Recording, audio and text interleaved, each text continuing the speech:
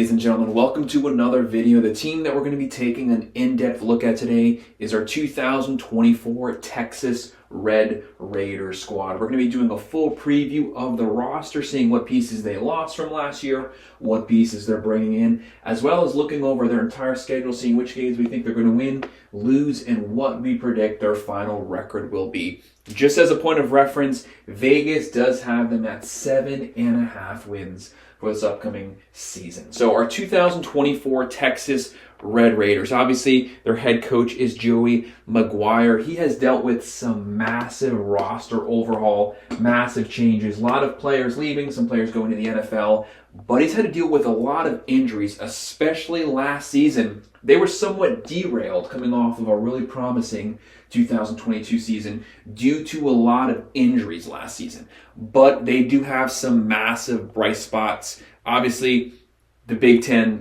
12 is wide open. Texas is gone, Oklahoma's gone, and he's returning a top 3 running back in the entire country, Taj Brooks. He had 1,500 yards last season. He's a top 3 back. Some people have him going in either the first or second round in the draft. This is a player that you can rely on, someone that you know is going to get you a lot of yards, someone that you can put a lot of pressure on this season to carry the team. And of course, you have Morton back as the quarterback. He had some hiccups last season, but there's been a lot of promise. There's been a lot of build-up for him coming into this season, having played in 10 games last season with a foundation of a running game. Can that buy the offense some time? Lean on the running game, which should hopefully be able to open up a better passing attack coming into this season. Rely on the run, open up the pass. The offensive line is going to be breaking in a lot of new starters.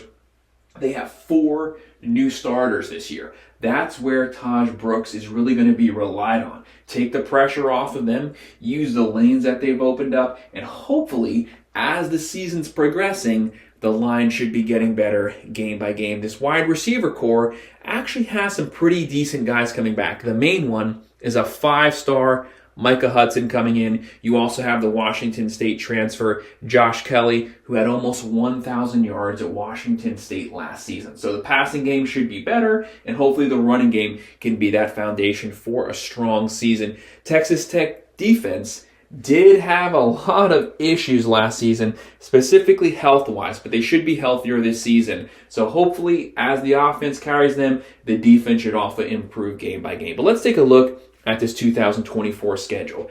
They start things off Saturday, August 31st versus Abilene Christian. This is obviously a game that's more of a warm-up game.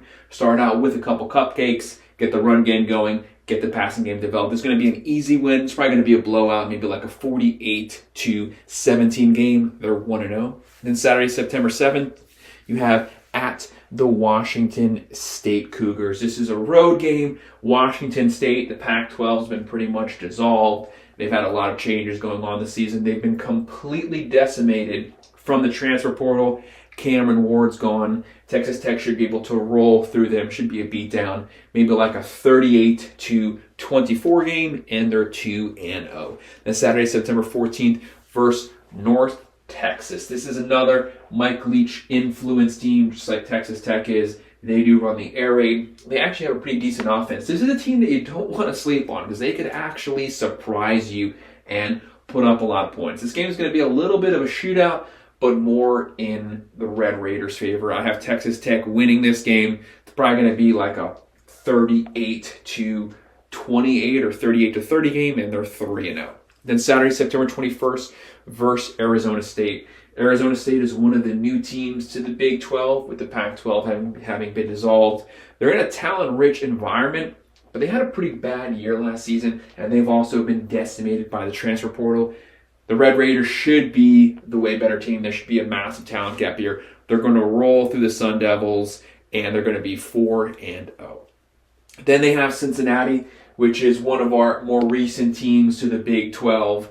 They didn't do very good last season. They've kind of fallen off since Luke Fickell left. Texas Tech should be able to run through them, but appreciate the Bearcats' running game, but Texas Tech should be able to beat them running, passing, and on the defensive side, they're going to be 5-0. And then Saturday, October 5th at Arizona. This is a game that Texas Tech's probably going to be the underdog in.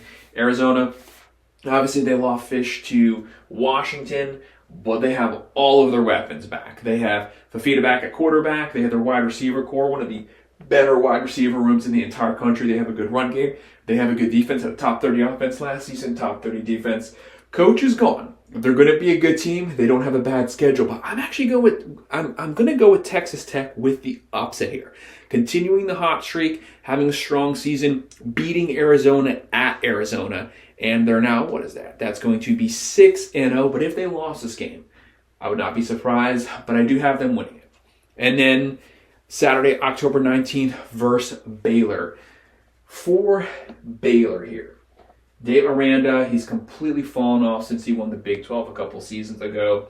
That was pretty much with Rule's team. I have Aranda probably getting fired this year, let's be honest. And I have Texas Tech rolling through them. 7-0. Things are looking really good. Then I have a couple tough games. Saturday, October 26th at TCU. TCU is one of those teams, just like the Red Raiders. They were decimated by injuries last season. They were a lot better roster-wise than their performance last year. They still finished the year with somewhat of a decent record, but coming off of a national championship, it was obviously a letdown. The team should be much improved. They should be a lot healthier, and their offense should be way more efficient this season. I have TCU getting the win at home. It's the Red Raiders' first loss, but it's going to be somewhat of a high-scoring game, like a 33-28 game, and the Red Raiders are 7-1. And then at Iowa State, obviously the Red Raiders are very familiar with Iowa State. They're always a physical team. They always have a really physical offense, really physical defense, and they rely on the run game. They play old school football, and they play really good teams really competitively, really close. I have Iowa State getting the win at home. The Red Raiders drop to 7-2, but still a strong season. And then Saturday, November 9th versus Colorado. Obviously, we know what comes along with the Colorado Buffaloes. You have Deion Sanders, you have Shedeur Sanders, you have Travis Hunter. They, again, back-to-back seasons, completely overhauled the roster. They're going to have Schumer as the offense coordinator. They've made a lot of changes on defense. Can their offensive line be better? Shedeur Sanders was getting sacked, 8-10 times a game last year, the most sacked quarterback in the country. Can they keep him upright? If they do, their passing game is going to be pretty deadly. I have Colorado actually getting the win here versus the Red Raiders. But I think this game is practically a 50-50. If the Red Raiders win this one, I would in no way be surprised, because I actually think the Red Raiders are the better team. It's just I have Colorado stealing a couple games this upcoming season. But the Red Raiders are now 7-3. Then Saturday, November 23rd at Oklahoma State. Obviously, Oklahoma State, you have Gordon. He might be the best running back in all of the country. He's the Doak Award winner from last season. But him and Brooks, that's a pretty good 1-2 combo there of which one is the best running back. They're both in the same conference. This game also, just like the Colorado one, could go either way. Both teams are going to be relying on the run game. But I have Oklahoma State is the better roster in my opinion. They are at home. I have them winning this game. And a close one again, but a high-scoring one. A 34 or 37-33 type game. A really close game, but Oklahoma State pulls it out. And the Red Raiders are 7-4, riding a 4-game losing streak. Can they finish things high? Saturday, November 30th versus West Virginia. West Virginia, you don't want to sleep on them. They won 8 or 9 games last season. Neil Brown completely turned this team around. This team is a really good team. Vegas has high hopes for them. They're bringing back a lot of starters. I have the Red Raiders rallying, rebound, getting the win in the final game of the season, finishing the regular season 8-4. That is nothing to scoff at. That's basically where they were in 2022. 8-4 with a bowl game, the potential to finish the season 9-4. To me, that's a really massive building block for where this team left off last season, but that was mainly due to injuries. If they go 8-4, they're going over the Vegas win total and setting them up strongly for the 2025 season. So that's my breakdown of our 2024 Texas Tech Red Raiders team. Go ahead, hit that like button and subscribe. If you have any comments, drop them below and I will respond. Thanks.